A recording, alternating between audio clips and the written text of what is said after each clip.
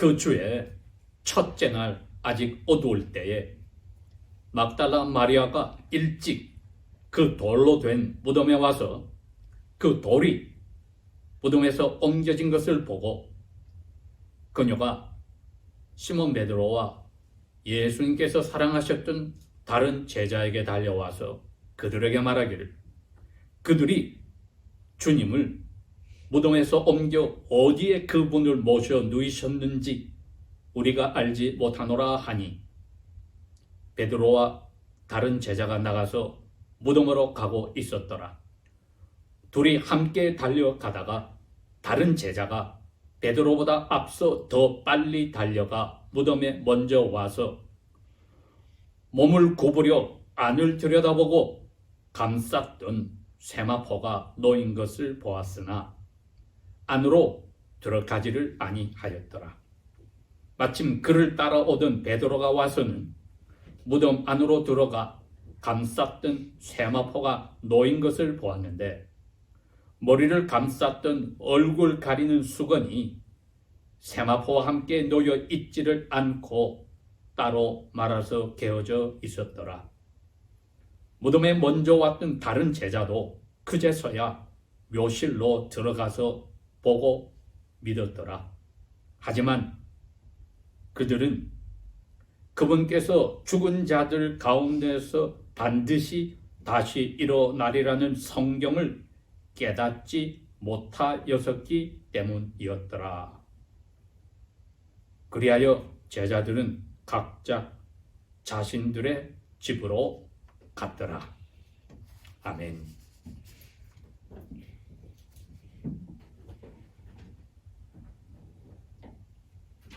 요한복음 20장은 저희들이 또 사도 누가가 마리아나 베드로를 통하여서 또 그 앞에 여러 가지 기록들을 참고로 하여서 순서적으로 적은 24장에 있는 기록과 함께 병행해서 읽어보면은 그 배경이 확연하게 드러나고 저희들이 이해하는데 많은 도움을 줄 수가 있습니다.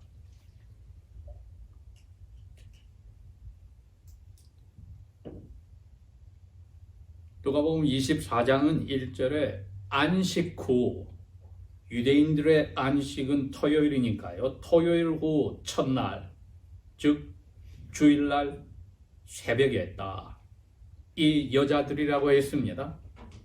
그들이 금요일날 이미 향품들을 준비하고서 있었는데 그러니 하루를 어쩌지 견디고 주일 새벽 아직 깜깜할 때 무덤에 가서 돌이 무덤에 굴려 옮긴 것을 보고 들어가니 주 예수님의 시체는 보이지 아니하였다.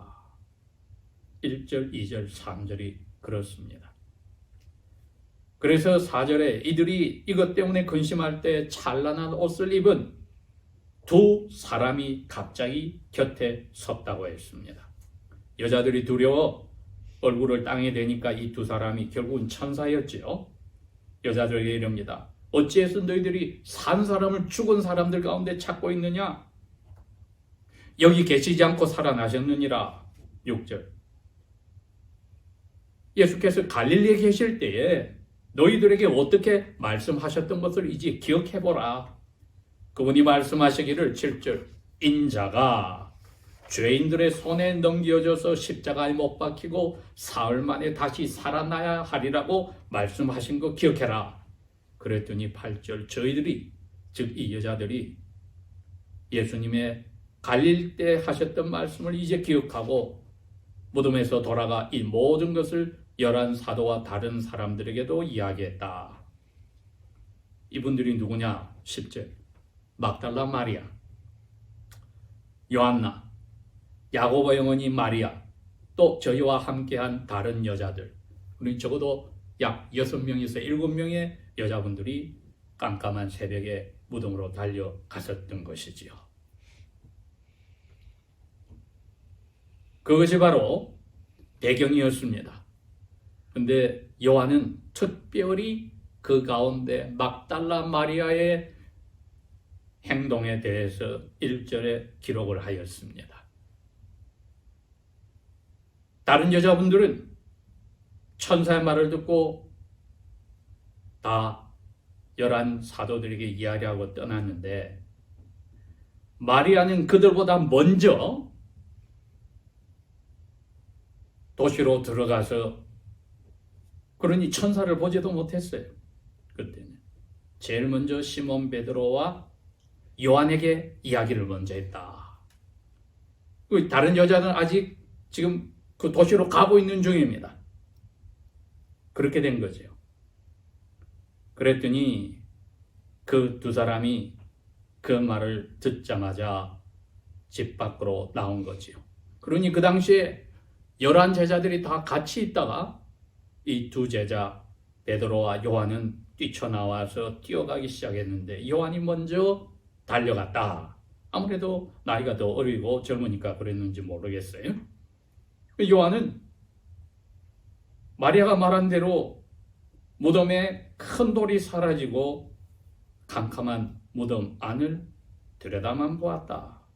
5절 주님의 몸을 감쌌던 세마포가 옆에 놓여 있더라. 그런데 안으로 들어가지는 아니었다. 6절에 베드로가 이제 무덤에 도착했습니다. 그런데 베드로는 무조건 무덤 안으로 들어갔어요.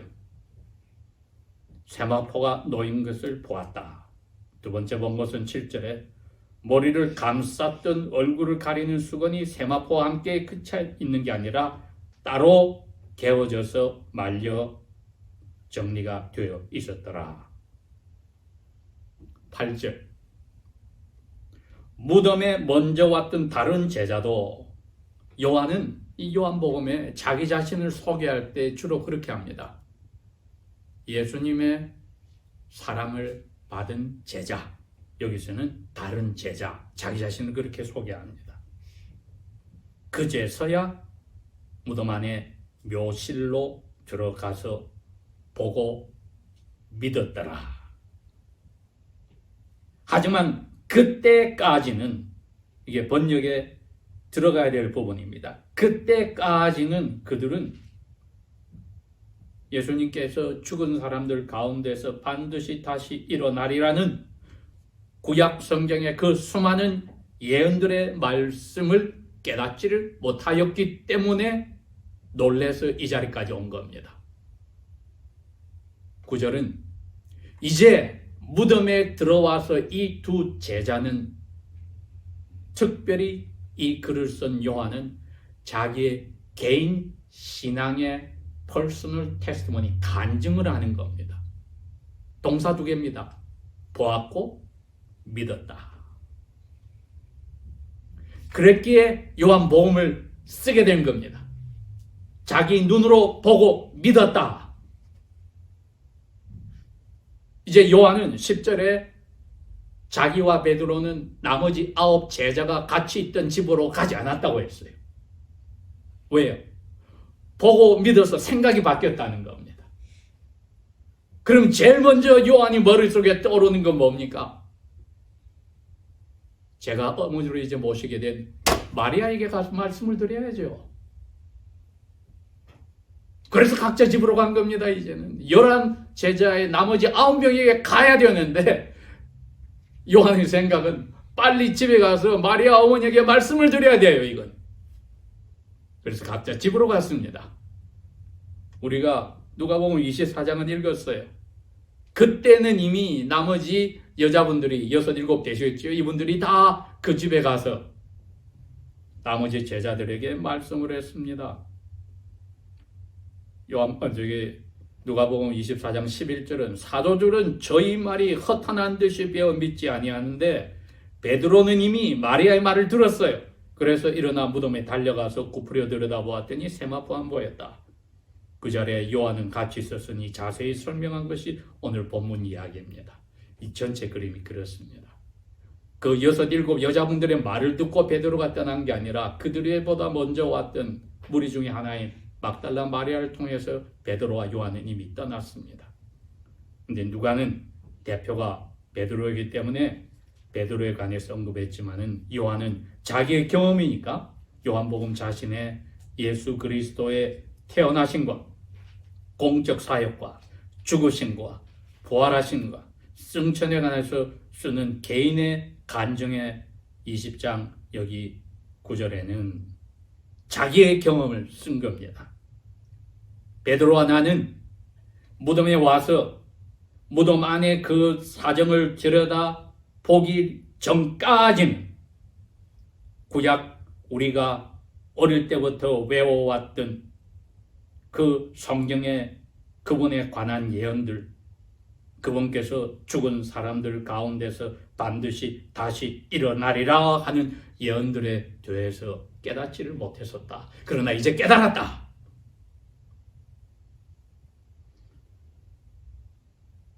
다시 누가복음 24장으로 돌아가서 그날 오후에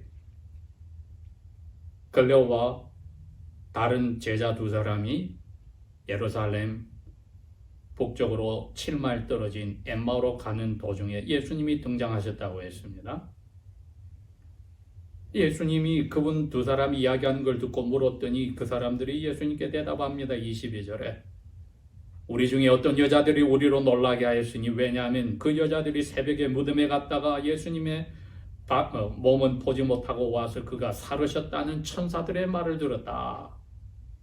또 우리와 함께한 주중에 두 사람이 즉 베드로와 요한이 무덤에 가서 과연 여자들이 말한 같은 걸 보았으나 예수님을 보지 못하였다 하거늘. 25절입니다. 예수님이 이러십니다.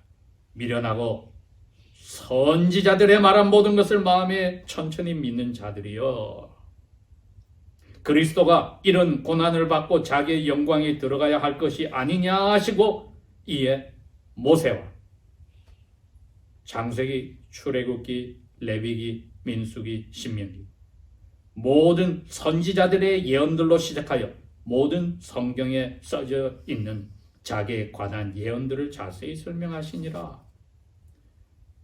그 다음에 44절에 또 그러십니다. 이제는 그날 저녁이 되었죠. 이 사람들이 예수님과 함께 도시에서 저녁 식사 중에 예수님이 빵을 떼시고 축복 기도하신 모습을 보자마자 예수님인 줄 알았더니 예수님은 사라져 버렸어요. 그래서 이 두 사람이 엠마오에 머무르지 않고 즉시로 예루살렘으로 돌아왔습니다. 이제 이건 벌써 주일날 저녁이니까 유대인의 시간으로는 뭐가 됩니까? 월요일이 시작이 됐어요.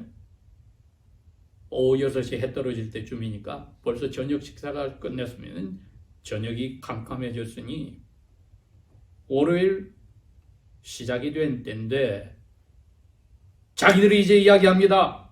우리가 예수님 보았다. 베드로와 요한이 주님 보지 못하였다는 그거 우리 보았다. 여자들이 천사들 이야기 들었다는 거 우리 예수님 보았다 했을 때에 닫혀있는 문인데 갑자기 예수님이 들어오셔서 44절에 그럽니다. 너에게 말한 바 내가 너희들하고 갈릴리에서 있을 때 말한 것, 모세의 율법, 선지자의 글, 시편들에서 나를 가리켜 예언하였던 모든 것들이 다 이루어져야 한 말 이것이다. 저의 마음을 열어서 45절 성경을 깨닫게 하시고 46절 이르시되 이같이 그리스도가 고난을 받고 사흘에 죽은 사람들 가운데서 살아날 것과 그리스도 이름으로 죄 용서받게 하는 회개가 예루살렘으로부터 시작하여 모든 이 세상의 족속들에게 선포될 것이 이미 예언되어 있었느니라. 지금 이야기를 하셨습니다. 이제 저희들이 들여다보는 게 이겁니다. 요한이 8절에 보고 믿었다는 내용이 무엇이었는가? 비어있는 무덤 안에서 사도 요한이 어떻게 나사렛 예수님의 부활을 믿게 되었는가? 제가 배경을 지금 깔아서 여러분에게 읽어드렸습니다. 예수님께서 그대로 지금 설명을 해주셨습니다. 뭘 하셨습니까? 성경을 먼저 기억을 시켜주셨습니다.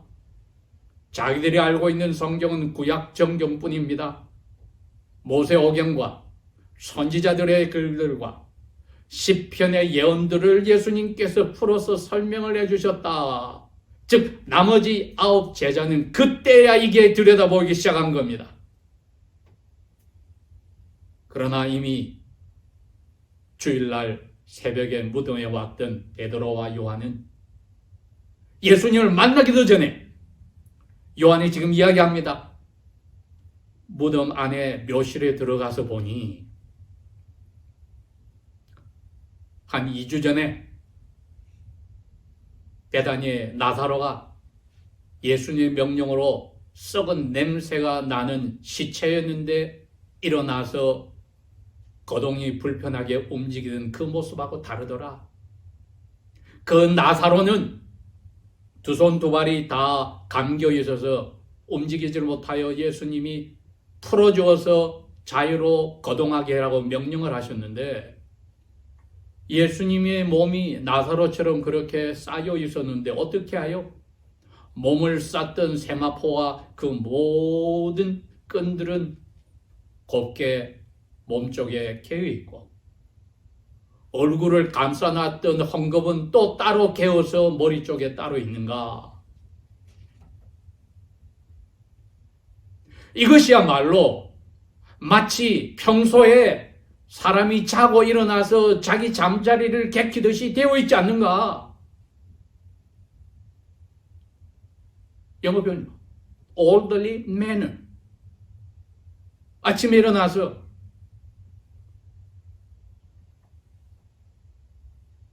고치처럼 몸만 싹 빠져나온 게 아닌 거죠.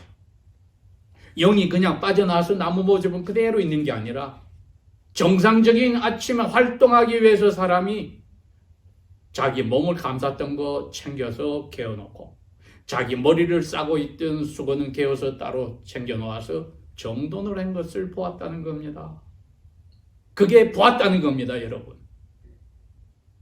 그걸 보는 순간에 성령께서 요한의 마음속에 뭐를 깨닫게 했다고요? 요한이 괄호를 했어요. 9절은 영어를 번역할 땐 괄호를 쳐놨습니다. bracket. 왜? 요한이 자기의 왜 믿게 되었는지를 설명한 거예요, 이게. 그 전까지는 이 구약 성경의 말씀도 갈릴리에서 예수님이 자신이 이렇게 된다고 하신 예언의 말씀까지도 이해가 안 됐는데 이제 이해가 된다는 겁니다.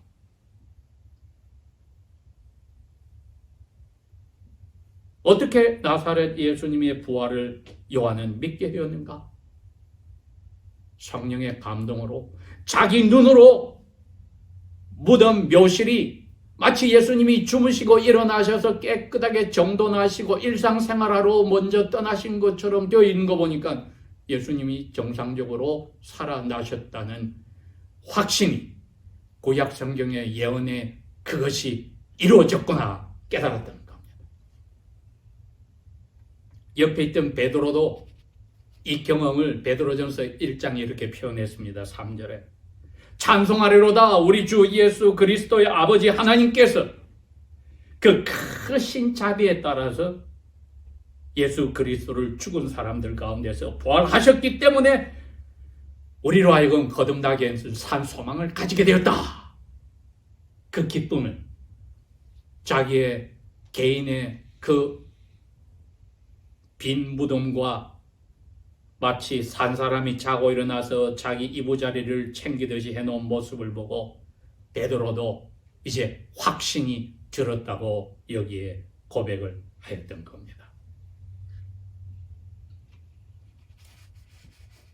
먼저 모세는 창세기 3장 15절에 하나님께서 하신 예언을 그대로 써놓았죠.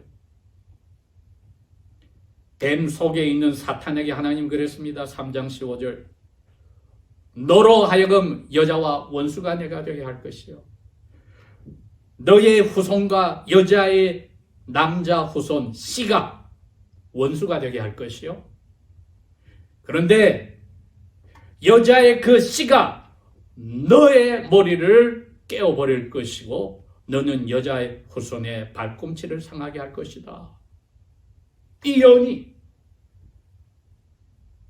주일 새벽에 그 정돈되어 있는 텅 빈 무덤 속에서 나머지 여자분들과는 다르게 천사도 만나보지 못한 이 사도들은 순전히 말씀만을 믿음으로 부활을 확신한 겁니다. 나머지 분들은 다 천사와 예수님을 만났어요. 그러나 이 두 사도들은 하나님의 은혜로 그 후에 그분들의 복음 선포를 통해서 주님을 눈으로 보지 않고도 믿을 우리, 말씀만으로, 왜? 생명을 주시는 거거든요. 말씀이 생명이니까 말씀만으로, 예언된 말씀만으로 성취된 것을 예수님 만나지 않고 믿는 사도들입니다. 이분들의 이 개인 간증은 오늘날 우리에게 더 다가오는 겁니다. 왜? 우리도 말씀만으로 죽음에서 부활하신 예수님을 믿게 되었으니까요. 그렇다면 얼마나 더 저희들이 말씀이 그냥 글자가 아니라 생명을 주신 영으로서 우리의 영혼을 거듭나게 하시고 회개케 하시고 보이지 않는 하나님 나라를 기다리게 하는 귀한 양식이 되는지 오늘 저희들이 보게 되는 겁니다. 이사야 선지도 53장 전체를 그 예언을 하였습니다. 그는 폭압을 행치도 않고 그 입에 거짓이 없었고 그의 무덤이 악한 사람들과 함께 되었는데 그의 묘실은 부자와 함께 있었다. 그대로 예언대로 이루어진 겁니다. 이 사도들이 비록 랍비스쿨에 들어가는 특출한 유대인 젊은이들은 아니었지만은 나이 12살이 될 때까지 어릴 때부터 읽고 듣고 외워왔던 구약 성경의 예언들을 베드로와 요한은, 특별히 3년 반 동안 예수님에게 훈련을 받은 이들은 성령의 감동으로 이 말씀들이 확 다가온 겁니다.